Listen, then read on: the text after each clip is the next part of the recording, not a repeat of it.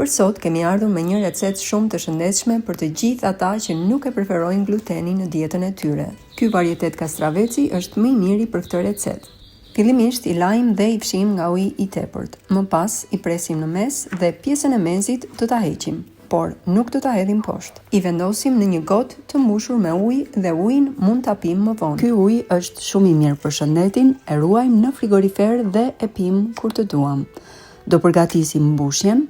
Për mbushjen kemi përdorur salmon të egër, pak majonez, pak mustard, mistra të grir imët, domate, majdanoz, qep turshi, lëng limoni, krip dhe vaj ulliri. Mbushjen nuk është e thënë që ta bëni fiks si unë, mund t'i shtoni ose t'i hiqni diçka, varet se çfarë preferoni. Pasi kemi trazuar të gjitha mirë bashk, i vendosim në mes.